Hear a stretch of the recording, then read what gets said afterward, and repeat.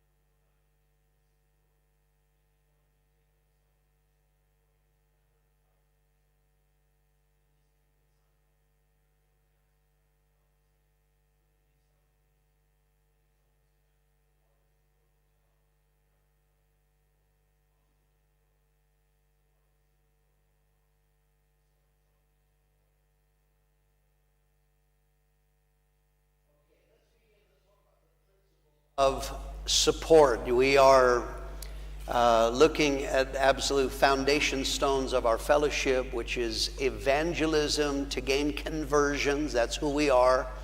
Discipleship to train for ministry as opposed to Bible school. And then planting churches out from a local congregation. Foundational to church planting is the principle of support. And part of how we operate today is based on some of the negative experiences my father originally went through in the early part of his ministry when he was a part of the Foursquare Gospel Church. So Dad struggled in early ministry, as I've told you. He began in Wickenburg in Victoria Island, British Columbia, in Emmett, Idaho, Eugene, Oregon, Carson, California, before Prescott. He struggled over a lack of support. Firstly, there was a lack of spiritual support. And I've been repeating this so you get this. In a denomination which has centralized training, centralized control, the moment my father told his pastors that he felt he was called to preach, their answer was, you go to Bible school.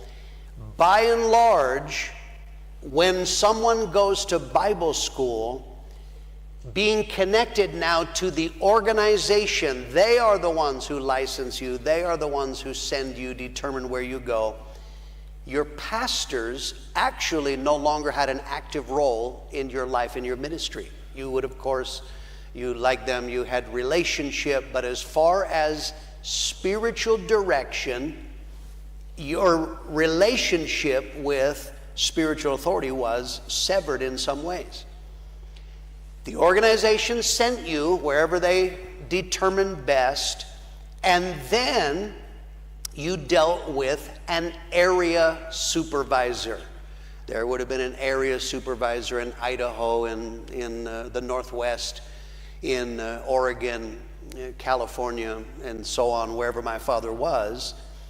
But these were people, by and large, that my parents didn't know them. They didn't know my parents. They had never been. You are introducing yourself by phone. Maybe you meet them at convention. I'm sure they're good people and helpful, but there was no real connection. So practical support spiritually to help you build the church was non-existent, and my father felt that very much, that did not work well. So spiritual support he felt was lacking. Then financial support. The Foursquare Gospel Church, they planted churches. They did have, in early days, some level of church planting, but there was very little financial support to accomplish that. When you were sent to a new posting, the figure escapes me. I told you in one of the very early lessons when they went to Canada, The entire amount of money, it was a few $100s to move a family of, 2 adults. I think they probably had 2 kids or 3 kids by that time. Very little finances if you felt God wanted you to go to a new place. Salary, living expenses, very little finances were given for the pastor's family. My parents in early ministry, they took very small churches. They were able to survive simply because most of the existing Foursquare churches had a parsonage. A parsonage means a house was attached to the building. It was built right into the building. Us kids growing up, we played in church. That was our playground because the house was connected to the church. But that was actually the only way they could survive. If they had to pay rent, it would not have been possible for them to make it. My father was pastoring, I don't remember if this was in Idaho or in Oregon, but he was approached. The organization wanted there to be a new church in Klamath Falls, Oregon, and so they asked Dad, would you be willing to go pioneer a church? And so by that time, he had 5 kids. And so he said, I will, but he just did the math, and he said, for me to go and to pioneer there, I would need, I think the number was either $105 or $115 a week, and they said no. So we want a church to be planted, but we're not willing to put any money behind it. And so my dad declined and said, it's just not possible. I can't. That's not going to work for us. That was also true for missionaries, planting churches. International, it is actually very common in many denominations. If you feel that God is calling you to be a missionary, you approach the organization that you're a part of and you say, I would like to go. They say, I'm sure they have a vetting process of whether or not you qualify, whether they agree. But then part of their agreement is you raise money.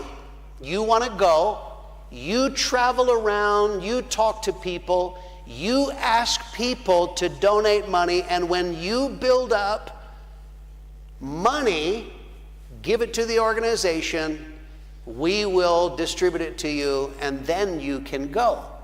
So that of course is very limiting. I would say if I had to tell every person who wants to be a missionary, sure, you can go when you raise the money. You're talking, some of our church plants can be just getting them there, getting housing, equipment, and a building. $65,000 to $100,000 is very common. Imagine that. Yeah, sure, you can go when you raise $100,000. And that's actually just to get them going. That's, we usually work in 2-year increments by the time they come back for conference, so it's much more beyond that. The third area where there was a lack of support, it was simply the support to attend what we call conferences. For them, it was conventions. Pastors desperately need conference, or in Foursquare it would have been convention. It is, pastors are drained by giving out. Pastors are drained by conflicts and battles. They're under assault spiritually. They desperately need to come to conference, hear preaching, be able to talk with other pastors, get refreshed, maybe get counseling if necessary, or whatever. They need that. But there was simply no system. They did not build in. They encouraged pastors to come, but they provided no finances to do so. And so that meant that my parents couldn't come to conference on numbers of occasions. Or I told you about a nice Canadian couple that let them put thousands of miles on their car. That was out of their pocket to get my parents there. Okay, now I'm giving you the background. Those are negatives: lack of spiritual support, financial support, and support to go to conference. Now in 1973, Pastor Mitchell begins planting churches, and we started sending them out. So from the beginning, my father was determined, if we are going to plant churches, he said, I do not want to repeat that. So from the beginning, he determined we are going to support them.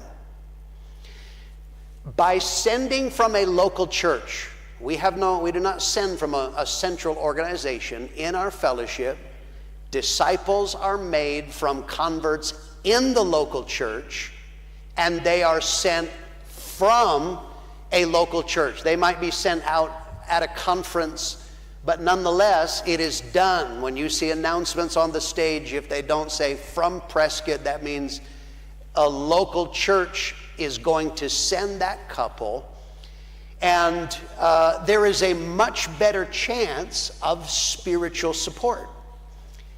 Our system of sending from a local church means the relationship with their pastor and their friends and family in the congregation are not severed. So that's an advantage. Their pastor knows them. So I want to go and I feel God's call. I want to pioneer. I'm going to take a church. Okay. So the pastor agrees. He knows them. He's the one who trained them. He's the one who's counseled them. He knows their ups, their downs. He's very well aware of what they need. So when they go out, because he knows them and they know him, they are much more, come on, who do you feel more confident asking for help from? Strangers or friends and or family? And so if they have a family relationship, these are spiritual sons and daughters we're sending, there's a better chance that they will be willing to ask for help and get spiritual support. See, what happens to pastors when they go out, this is why you need to pray for our pastors. When we send them out, they come under assault. The devil attacks their confidence, attacks them in many different ways. And so what happens when you are under attack, the devil messes with the pastor's head. They need help.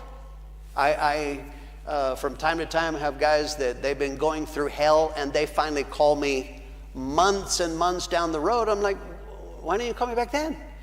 Oh, because I was afraid. I thought you were busy, or I didn't want to bother you. This is especially true with anybody who has rejection issues. This is why I say deal with your rejection issues before you go out. Because often a mistake is, I can't call pastor because nothing good is happening. Or I can't call pastor because something bad is happening, as though I've never had any bad things happen in my life, right? Like, I'll be shocked. You mean you have problems? That's silly. But by having a connection, a family connection, there's a better, imagine if you are out in an organizational structure and you're going through hell, and then you're thinking about calling somebody that you don't even know. So you have a better chance of spiritual support by the system that we do, sending from a local church, and it's because they are family. The people we stand on stage from our congregation, they're family to us. Therefore, who do you pray for more, a stranger or family? Hopefully family. I know some of you don't like your family, but that's a different, that'll be a different teaching. 1 Thessalonians 5:25. Brethren, pray for us. Okay, very simple. This is a pastor who's writing a local church in Thessalonica, and he says, pray for us. We're in ministry. We're doing a work for God. I need you to pray for me. That is true, and this, our system from a local church gives the best chance. And then, of course, spiritual support in practical ways, impact teams and support from for evangelism. That's a better chance if you're sent from a local church. The second thing is Dad set the pattern of financial support for work sent out from Prescott. From the beginning, my father did not want other people to go through what he went through. So when we planted people to another city, We pay the cost of relocation. We do not expect them to move themselves. It costs money to, rent a U-Haul or whatever it might be. So from the beginning, we have always paid the cost of relocation. That is the first part of financial support. Secondly, we provide equipment, tools. You cannot do the job without tools. Imagine if you were expecting someone to come paint your house and they have no brushes, rollers, sprayers, no equipment whatsoever, and then you say, but get the job done. That's not fair. So when we send workers out, we give them the tools. We give them sound equipment, music equipment as necessary. We give them projectors, screens, chairs, whatever is needed. Those are simply tools. And I know that there will be churches that are watching this. Pastors, if you're going to plant churches, you need to give your workers the tools to get the job done. Okay? And I will clarify that. I'm not asking you to support at a Prescott level in every case. But you can't plant if you're not going to support. Then there can be salary support. Unless the person is literally transferring their job or they have an ability to work from home, we give them salary support. In the early days, workers were sent out on a cutback system. I was actually, to my knowledge, I was one of the last to be sent out. Pastor Mitchell started this in early days. Of course, the people who were sent out were hippies that didn't have much. When Lisa and I were sent out, packing didn't take a long time, believe me. And so we were sent out on the cutback system. What that meant was we were sent out on the whopping salary of $275 a week. Every 90 days, our salary dropped 25%. Okay, so it got us going. I want to tell you, when you know that the 90-day mark is coming, that'll give you a motivation to witness. You need to come to church because I got to eat. So that was, we had no children, of course. That was possible. We did it. We made it. And but nonetheless, that was the original system. So now when we send out a worker, we send them out, and every situation is different. But at the least, we supply salary that can be temporary until they get a job. That's one version. The second version, sometimes we send workers and we see how it goes. There are some people, they are go-getters. They are absolutely on it. And we have continued to support them until it goes beyond just a temporary situation, until they are able to cover their own expenses. And, so there's various different versions. But nonetheless, we are going to make sure that they can eat and pay their rent, whatever it takes, to get that work off the ground. They need to have a place to meet. It's fine. Many churches will attempt to have someone build a church first, try to get people in a Bible study in your house. That, of course, will depend on the situation that they're living in. Then in different places, we rent halls, whether that is a community center, a hotel room, whatever, a temporary place to meet that can be. That's very helpful if you're going to a larger city, where people are going to a larger city, they don't know. Many times you don't realize this place looks good, this is the hood where no one will come. And so it's helpful for them in a larger city. Rent temporarily some place to meet. Then once you have it worked out, and also once you have demonstrated you can get some people, then we can look at getting you a building. But then ultimately, if you're going to plant churches, a building is a tool. They ultimately have a place to meet.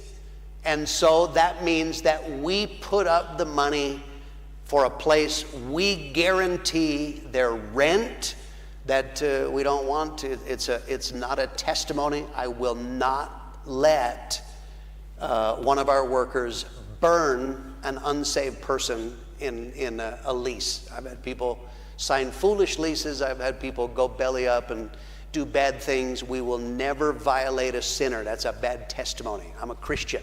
I can't do that. And so, but we guarantee their rent. Of course, buildings take various levels of renovations. You know, depends on what kind of building they are, and every city is different in cost, but that's a tool. You have to give money on some level to be able to do that. We give help so that they can come to conference. When we have conference, we fund. If they can't pay, we will help them get to conference. Obviously, that should not last forever, but they do. We give ongoing support for outreaches. We pay the expenses before they have converts and are taking in income.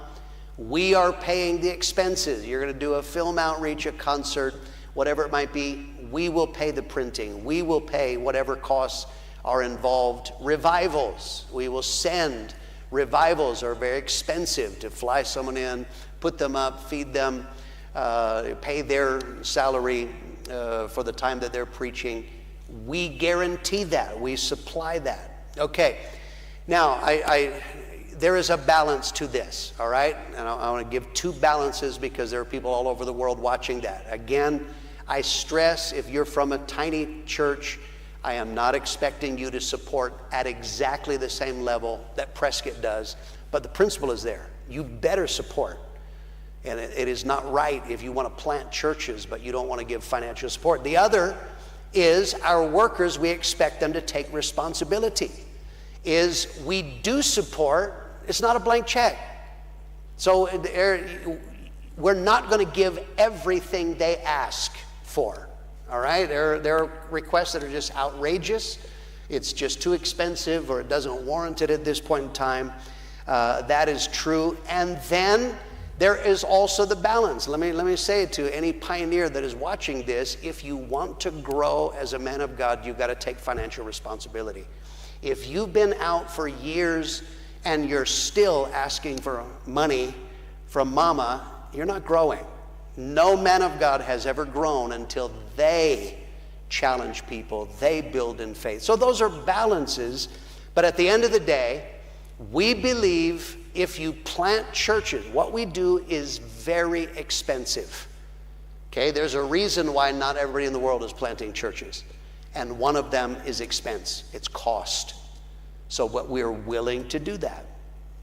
The third thing is Dad set the pattern of support for missionaries.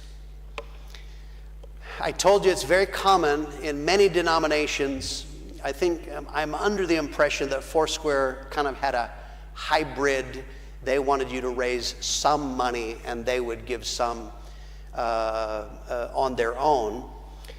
What this means is that missionaries who are called to preach and build a church actually have to be away from their church for long periods of time to raise money to support their work for the next 2 years. And I have heard horror stories. They don't have a choice because there's not guaranteed financial support. They have to leave their church for 2 months, 3 months, 6 months, traveling around to different churches, often people that you don't know. Would you be, I'm showing you pictures and photos, and now it's videos of my work back. Would you be willing to give? But meanwhile, their church is unattended. And I've heard horror stories of missionaries when they're overseas in that setting. Meanwhile, someone steals the whole thing by the time they get back. That's not workable. That's not a good pattern. So, in our fellowship, on Thursday nights is primarily when we announce international churches or mission churches. When we announce someone to go overseas, we supply the money for them to go. We're not asking them to raise the money. We raise the money partly on Thursday night. That's the Thursday night offering. We're going to use that for these mission churches that we plant on Thursday night. Secondly, I've explained to you the principle of the tithe. Having other churches under you tithe gives you enough resources to support world evangelism. And so this is something that is crucial. I went in 2004. I went, and I'll probably tell you in more detail in a later lesson, but I went to the nation of Turkey. I was thinking that God may want me to go to pioneer a church in Turkey, and so I went and traveled around. In Turkey, I met a man. He's actually the only man in Turkey who has been able to register an evangelical or a Christian church. It's illegal, but he was able to do it. He was from Spain. Very interesting man, good heart, building a work for God there. I have no idea what denominational flavor he was, but he was from Spain, and he told me when he went, 3 churches said, "Yes, brother, it's God for you to go to Spain, and we will support you." He said he moved his family to Turkey. I think this is in Ankara, in Turkey, began building a work, and then one day he gets a call and said, "Brother, we're not doing that anymore. We're not sending you any more money," and left him stranded in Turkey. So he said he had to get a job and work, and then he has been on his own. That's not an uncommon story. That's wrong. When my father began to plant missionaries, starting with Ron and Susie Burrell in Perth, West Australia, is when we did that, and now, of course, many hundreds and hundreds of workers that we've sent personally. That means my father made a commitment. If we are standing somebody up and announcing them to go overseas, we are going to give the money to send them, whatever it costs, to move your goods, if that's what it takes. In some cases, that's not workable. You got to buy furniture when you get there. We'll do that. That's fine. We'll pay the airfares. We'll pay whatever it takes to get you there. We will give you money to get housing when you arrive. We will give you money to buy equipment. We will supply money for salary and living expenses. And my father's reasoning was, if you're called to preach, he wanted them to focus on preaching. If you're called to evangelize and win people to Jesus, that is what he wanted them to do. He didn't want them to be distracted by, "Oh my God, the deadline's coming up. I got to go back home and raise money." We'll worry about the money. You build a work for God. And then when we send missionaries out, that means every 2 years, we will bring you home. We will pay the airfares. We'll give you money while you're here so that you can attend conference and be refreshed. And then whatever happens when you are finished, whether the job is finished or whether someone gets sick or there's a problem, when you leave, we will give you the money to get home. We pay the airfares, we give them moving expenses, we give them money to resettle and set up their lives again. It is very expensive. But my father made a commitment. He said that is what it takes to reach the world in missions. I want to tell you that costs a lot of money, but giving support brings blessings to the local church. Think about some of the blessings of the fact that we support our workers. Number one, it gives confidence to workers. I know of churches where the pastor would not support, and then he is eager. You need to go overseas, and they're like, fat chance. There is no way, because they know that they're not going to get support. One of the things that happens is it gives confidence. People are willing to go if they know they're going to be taken care of. That's a benefit that enables us to continue to plant churches. Number two, it gives confidence to the church. We have sent your family in some cases. We've sent your friends. It helps. You know these people. You're going to be talking to them. It gives you confidence. When I'm standing up and raising money for them, you know that your friends and your family are receiving support. That is something, again, pastors that are watching, this is something that hurts pastors who are trying to plant churches, but you are cheap and you're shorting your workers, and you can't understand why you're struggling to raise money. It's because in the church you're hurting the confidence factor. So by supporting, it gives confidence. That's one of the things. We don't do scams here. If we announce we're sending a worker, we do it, number one, and we pay for it. And so that gives confidence overall. The third thing, support brings the blessing of God. If we give out, the Bible principle is God will give back. He makes sure of it. Luke 6, verse 38.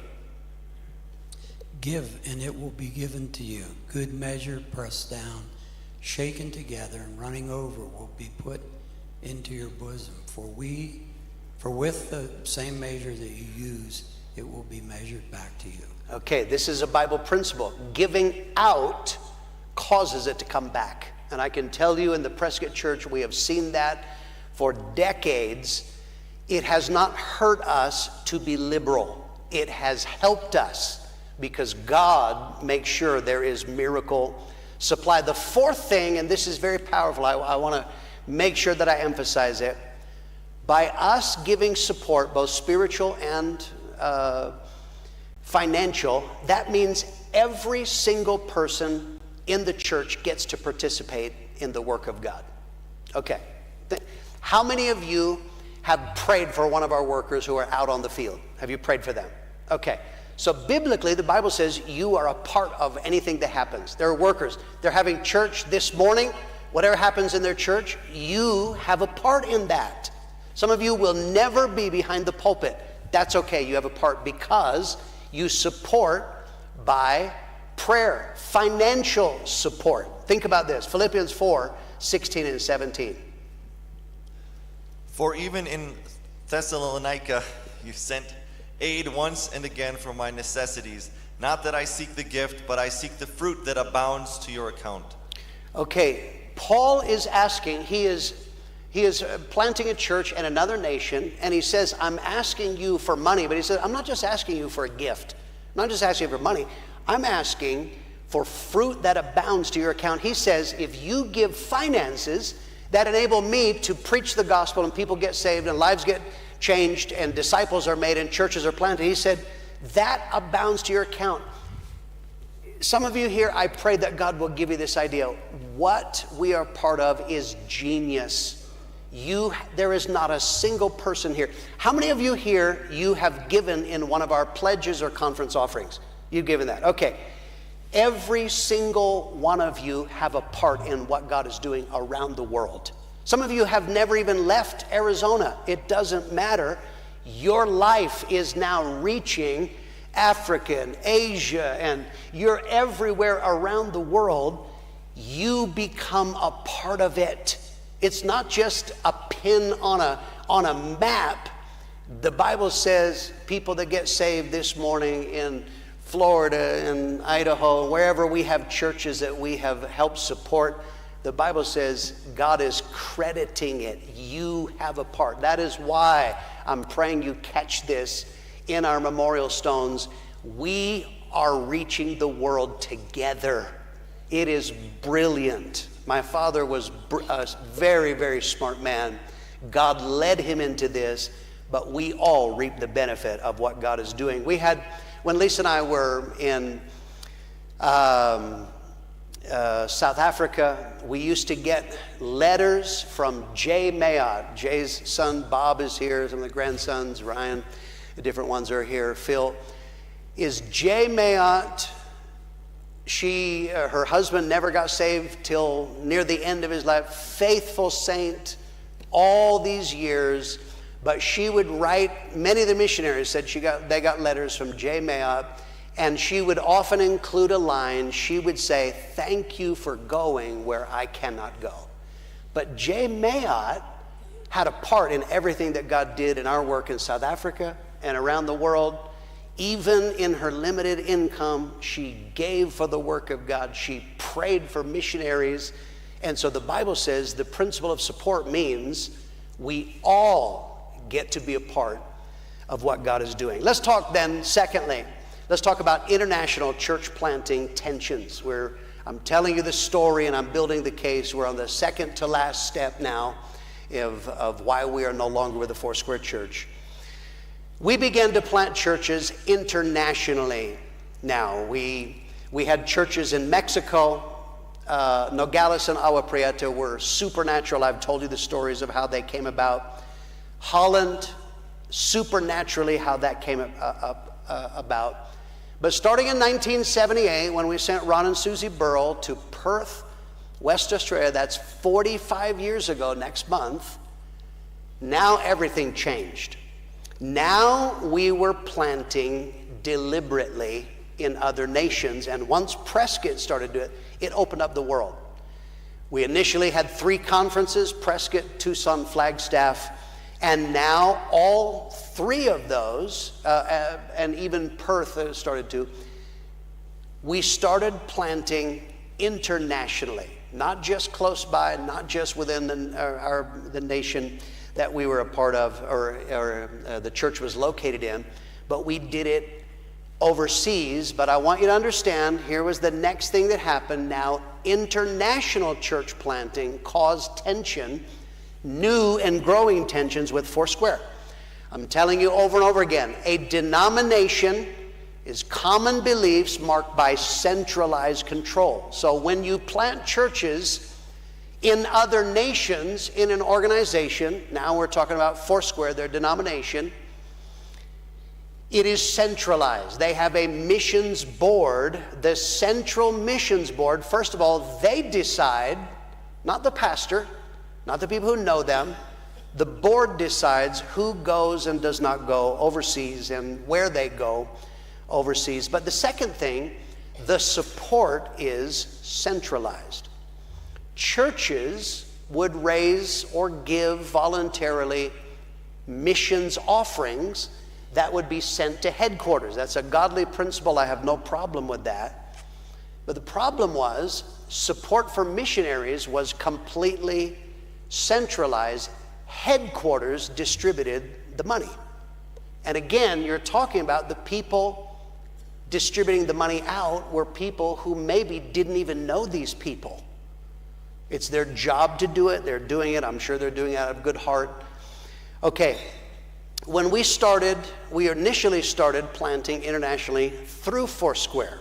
So that meant that Foursquare okayed that we send the couple. We would send the money to headquarters. Headquarters would pass the money on. That's not workable. Here's the problem with that system. The needs of missionaries are in real time. But the money is distributed in board time. And those are 2 very different things. You understand how it works with the board? Yeah.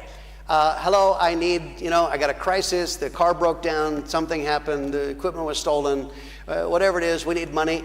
Okay, at our meeting next month, we'll discuss that. That's how a board works. Okay, I'm not saying that's evil. That's just how it is. That's not workable. The problem is people have needs. They're in real time. I need money, and it's like today, right now. This has to be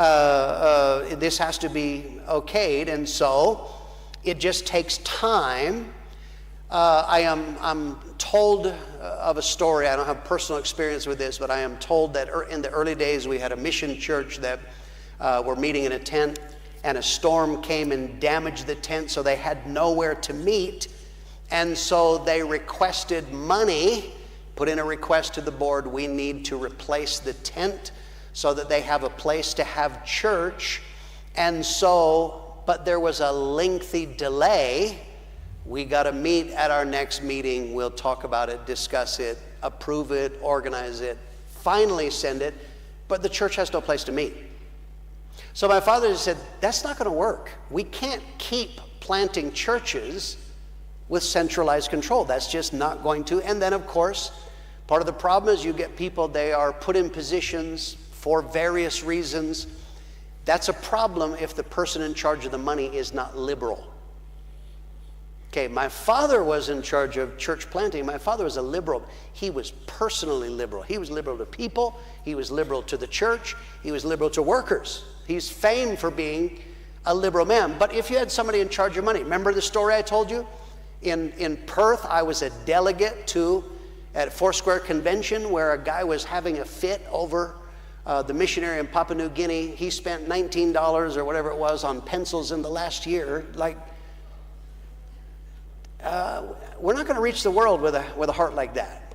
If you're worried about $19 worth of pencils, if I showed you some of the expenses we got to put out in an average month, you'd have a heart attack. Okay? So what we began to do, all of the conference churches, we began planting churches outside of denominational control. We are a part of Foursquare, but what we began doing is we started planting churches internationally without permission. We didn't ask, is it okay with you if we plant? We just did it. And then secondly, we bypassed the board system. We sent the money direct. We raised the money, so we sent it to them directly. Okay, that caused tension, because that actually is a threat to the denomination. Okay, what you're doing is you're saying then the denomination is not necessary. So I'm showing you the trail. This is the second to last step. I told you, by not having Bible schools, our pastors do not go to Bible schools, they're trained in-house. That was tension number one. Planting churches and them succeeding who hadn't gone to Bible school, that was step number two. Territorial tensions. Number three, we don't have women pastors. Number four, the 1978 convention when my father spoke boldly. That was number five. And then international church planting. This is causing increasing tensions. Foursquare were not happy with the way that we were operating. Let's talk finally about spreading impact. So now, starting in 1978, we began sending workers to other nations. Prescott, in connection with Nogales, we partnered to plant the first church into Spain. In 1976, the first Foursquare church began. We didn't begin it, obviously, however it came about through them. They started a church in Madrid, Spain. A man named Jose Aguilar, he worked at a factory, and some of the workers in the factory, they were from an area of Madrid. This is within Metro Madrid, called Fuenlabrada. One of those was a man named Julio Moraleja. Julio had been a communist. He got very, very sick. They prayed for him, and he was instantly healed. And so in 1978, Jose Aguilar started doing services in houses in this area called Fuenlabrada, and they wound up having about 50 people. In 1982, the Foursquare supervisor met my father, Pastor Wayman Mitchell, at a convention, and he said, we have 50 people, and they don't have a pastor in this area called Fuenlabrada in Madrid, Spain. He said, do you have a young pastor for them? And so we partnered. We didn't have Spanish-speaking workers for that. We partnered. There was a man named Bill Walworth out of Nogales. And so we supplied the money. Nogales supplied the worker in June 1982. Show the picture here. This just shows a map of Madrid. And you see there the red dot. That is Fuenlabrada. And this was our first work. Later on, Sergio Gaiola, who's the brother of our current leader, Jose Luis Gaiola, he took over that church. We have some photos from the first church in Spain. God began to do a good work, and this is that church in Fuenlabrada. I think there's a second one. More photos of the church there began in the far right-hand corner. That is Sergio Gaiola. Next photos they're doing now. Go to the next photo. And here they are doing exactly what we would do in Prescott, what we did in Nogales. They began to repeat this, street outreaches and evangelism, and God began to build a work in Spain. I think that's the last one. Then the second part of international church planting, Australia planted the first worker into Germany. Henry and Heidi Lickel were sent. We have some photos there of the Lickels. They went to a place called Offenbach, and this is not far from Frankfurt, but this is where they went. Henry and Heidi had moved to Australia. They were German, but God got a hold of their heart. 1982, Pastor Mitchell sent them to Offenbach in Germany. And the next photo, and again here, that's the Lickels. He has since gone on to be with the Lord.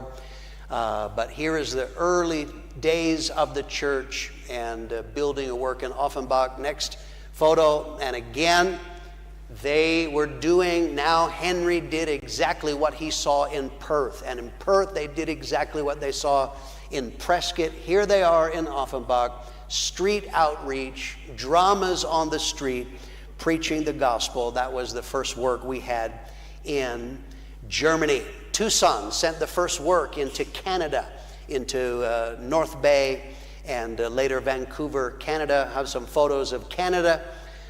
Here is, I think that's actually still Germany. There was one more German picture. Next one, move on here. This is where North Bay is located, up above Toronto and Ottawa.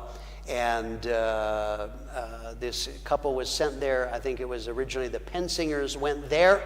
And then next photo, we see here are the Beauregards, the man in the blue suit at the front, his wife next to him, Larry and Susan Beauregard. They were sent to Vancouver in British Columbia. And what was very interesting is as he went and began to outreach on the streets, he met a man on the streets. He saw a man who was boldly street preaching. His name was Dave Marks. And so he saw him, began to meet him. First of all, we got some photos of outreach, and this is actually Vancouver, very beautiful city that we have there. Next photo in Vancouver, this is the early days of the church in Vancouver. And the next photo here is street outreach. They're doing here a drama. They're street preaching on the street, and that is in downtown Vancouver. And the next one, I think one more here, is you'll see there holding a trombone, this street preacher he met named Dave Marks. Dave Marks was saved in the Assembly of God. And remember I told you back when we were talking about the Jesus movement, how this actually was not just America, it was moving all through. Where Dave was living in Chilliwack, Canada, the Jesus movement began to come.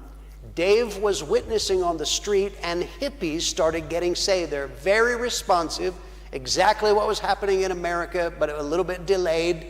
So he was so excited, he started bringing, isn't that what we want? We want sinners.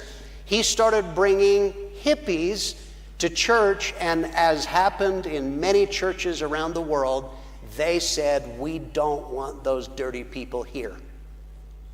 And so Dave, that spun him out, but he had a good heart. He just determined, I am going to evangelize. I'm going to street preach regardless. I'm going to keep my heart right.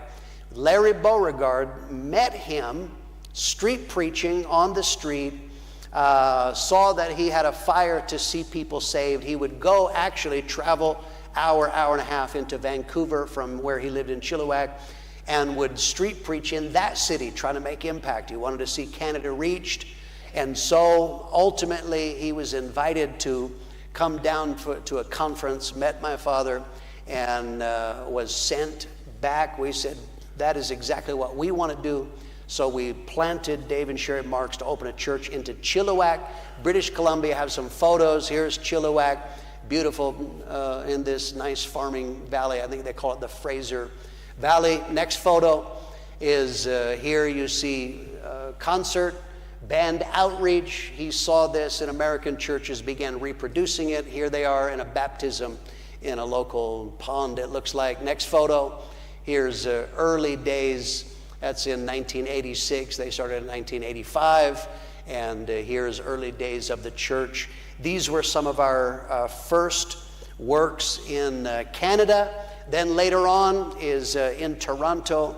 The Webbs went. Next photo here is Toronto. Another, they got beautiful cities in Canada there. But move on to the photos. Here is the Webbs went, and they went and pioneered a church in Toronto, Canada. There's a baptism on the left. That's kind of a grand opening in a basketball gym, probably in a school, and began to build. Now that's on the east coast of Canada. Next photo. There's more photos. Early days of the church up on the left. That's early days of the church. On the right, this is in later days. You'll see there's my father standing on stage. I think is that dead? I can't see from here. I'm getting old, you know. But this is later on, in later years, building a work in Canada. Australia sent a work into the Philippines in a place called Baguio City. Then they sent a worker into Auckland. New Zealand, I have a photo of Auckland, and a very, very beautiful city there, but God began to build a work there. Prescott, we sent a worker into Okinawa. This is the first church into Japan, and we have a photo there. It shows you down there where Okinawa is in the lower part of Japan. So my point in telling you this is we started spreading throughout the world. The vision that worked in Prescott, it first worked in local cities around here, then in New Mexico, Utah, Colorado, California. Then we began to spread throughout the United States. My point is we started spreading around the church, the world. Discipleship is the releasing of workers into the harvest field. You train workers in-house. The only reason why you're training them is to release them. And we began to do that all over the world. The indigenous principle that I've talked about a number of times, indigenous means from within.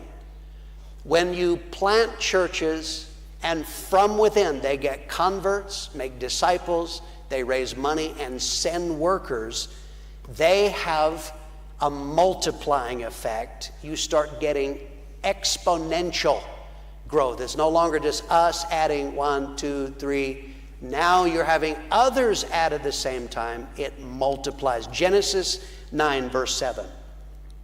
And as for you, be fruitful and multiply. Bring forth abundantly in the earth and multiply in it. Okay, multiply. That is God's plan. This is what began to happen. Here they'll put up on the screen. By 1985, we had 250 fellowship churches. We only started planting in 1973, and now 12 years later, through the multiplying power, we had 250 fellowship churches, plus then we had 2 men who came in. They were not really a part of us, but they affiliated. They were Praise Chapel, New Harvest. In 1985, there were 45 in New Harvest, 25 in Praise Chapel. So my point, we were multiplying. We were reaching the world. I show you 2 final photos before we close. My father's Bible that I've been showing you here. I want you to look at this. This is Proverbs 16:3, is it? Commit your works unto the Lord. Your thoughts will be established. Thoughts are plans. And then verse 9, a man's heart devises his way, but the Lord directs his step. My father made a note in his Bible, December 20, 1983. He's talking about future ministry. And God began to speak about what he was going to do, and now we're seeing the fulfillment. Final photo from my father's Bible. Look at this verse that he marked here.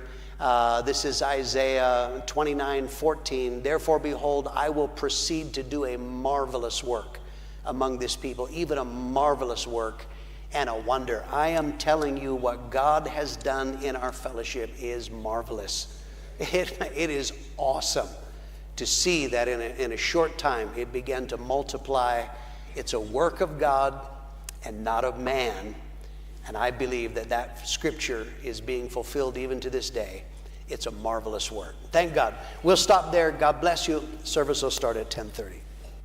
Amen. We're going to start our service in a few minutes. Thank you very much.